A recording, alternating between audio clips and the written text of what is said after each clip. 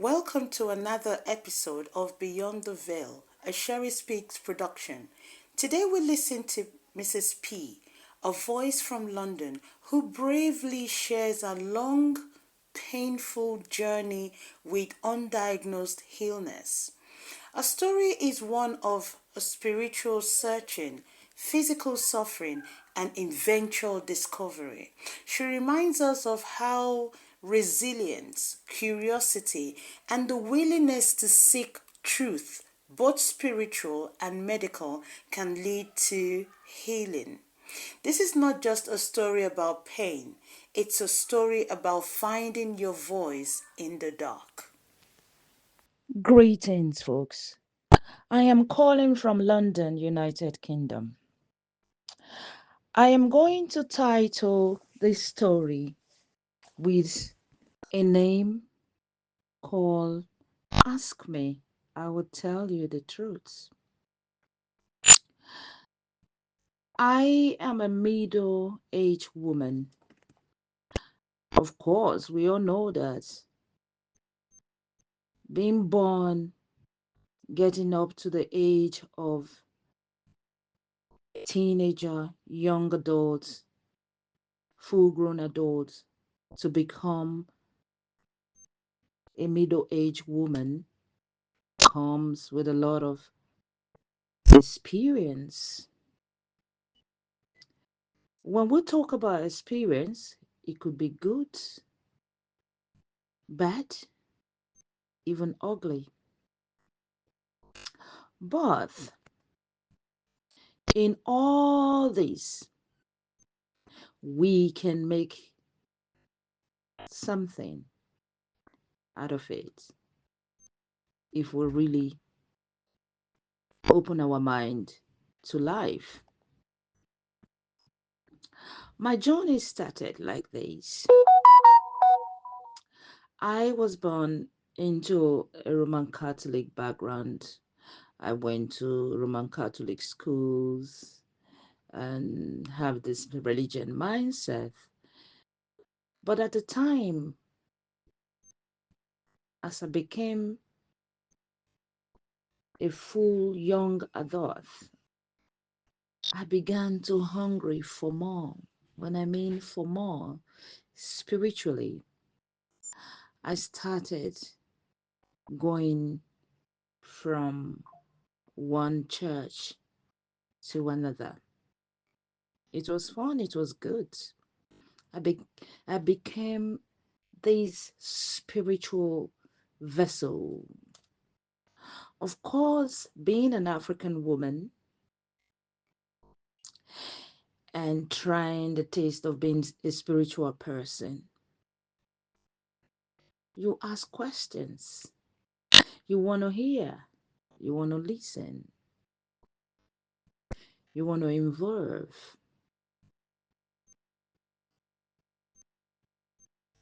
As I began to ask these questions, I started facing some challenges in life. Yeah, in this life, you will always see those that are better than you. You will always meet those that are better than you. On the other hand, you will meet those that you are better than. But how do you create this balance between these two categories of people? Yes, it's very important. You will be grateful for those that are better than you, and you will also be very, very grateful for those that you are better than. We are all gifted in different ways. I started facing some health issues. I went through all kinds of spiritual evaluations.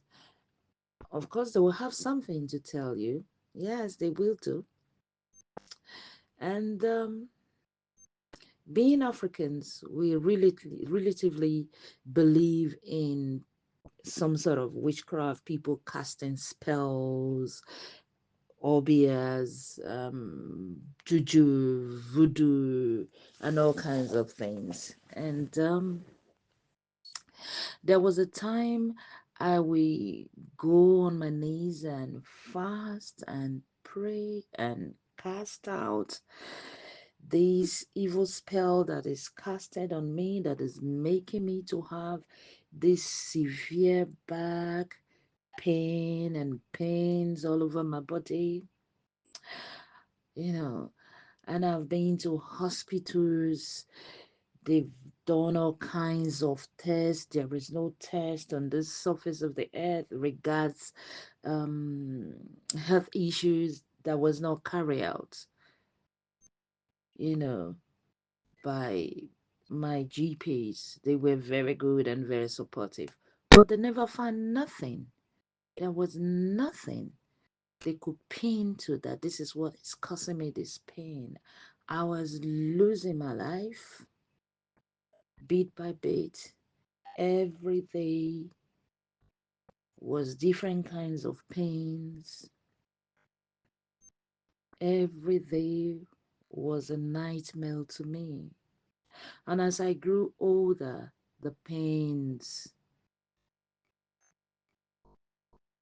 started getting worse, that I could not take it no more. I remember that I went to the GP surgery one day, called an emergency that, listen, I don't think I will survive today if you guys don't do something about this severe pains that is going all over my body. As soon as I walked into the GP's office, the GP was so very upset. She was, he was like so confused and frustrated. He said, this woman, I have done this job of GP for over 20 something years or so. I I have been a very good doctor. I have done everything for you. I've done all kinds of tests. I've done everything to see how I can help you to find what the problem is with these pains that is all over your body. I could see the frustration in his eyes, you know, and I don't blame him, especially when you've been very, very, very helpful. You've tried all your best, you know, to see that your patient is okay, and, nothing is, seems to work. You know, I could understand where he's coming from and his frustration. Then he started making calls and everything, trying to speak to other specialists and saying, I have this woman here. She's been my patient for a very long time. I've done all kinds of tests on her to see if we can find anything that is causing her pains, but we don't know. We can't find it. You know, there and there, they started referring me to some other, um, professional buddies, and they asked me to go home, that they would get back to me. And I went back home with my pains, and I was crying. The pain was so severe, or the medication they gave to me. Sometimes I have to even abuse this medication to see if I can get some relief. When I'm supposed to take 2 tablets, I'll take 3. And that is not nice. That can even, cause another complication until one of my friends asked me, no, don't do it. We know you are in pain, but just stick to what the doctor asks you to do. You know, don't take more than you are supposed to take. I said, okay. Then She gave me reasons why I should not do that. It could be very, very, very dangerous for my liver and my kidney and all that, So I said, okay, I won't abuse the medication. I'm not gonna take more than the doctor recommended dose because I'm in pain. Eventually, during my waiting period for me to be called back to the hospital they referred me to, I received a letter from the post that I should go to St. Thomas's and Guards Hospital. Um, and I was very glad and I prayed so hard and I asked God to help me today that they must find whatever thing that is causing my pain, since they've done all kinds of blood tests, x-ray, call it any kind of blood test, any kinds of blood test. I've gone through it every time. And I said, today, God, let me just get some relief. Let them find out what this problem is. Like, that is after going through days and days of fasting. I remember there was times I would do 40 days fasting. I would do 21 days fasting. I would do 70 days fasting. There was a time I did 120. Believe me, that's true because I needed to find, solution to my pains. The pain was so bad, excruciating pain, pain all over from every part of your body. So painful. I've done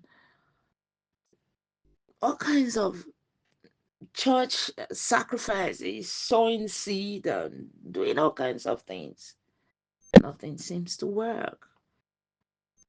Let me tell you the truth. I spent money apart from GP, recommendation from everywhere, herbal medicine, acupuncture, everything. I spent money to see if I can get some relief, which I did not. So on these days, I went to the referrer and I met a team of about 3 or 4 specialists, and they examined me. We went through a lot of, procedures. They were very, very professional. It was like I was a case study to NHS. You know, they did everything. Behold, there was a result at last. It's then they find out that I have a condition called fibromyalgia. When the group of doctors told me that the condition you have is called fibromyalgia, I'm like, no, I don't have fibroid. No, I don't have fibroid. You can check my history, my medical history, doctor. I do not have fibroid. They like, oh no, it's not fibroid. This is called fibromyalgia. Is an acute pain syndrome. I'm like, I've never had this before. They said, yes. A lot of people do not know there is a condition called fibromyalgia. Please pardon me if I'm going, kind of awkward with my speech. Is because of this pain and the medication that I take. I know I used to be very eloquent in my speaking, but now a lot of things have changed. because of my conditions. And since then, I was grateful to God that at last I have found the reason why I'm in pain. Because if you don't know what is wrong with you, you won't be able to treat it, isn't it? Right now, I'm going through some treatment. And one of the reasons why I'm saying this is that as Africans, if you go to church or you belong to a certain group of religion or Islam or African tradition or whatever, and they tell you that what is happening to you is caused by uh, some witchcraft attack, evil spell, and all that. Because I literally seek help from everywhere. Because when it was not working, I went everywhere to check, if I could find help.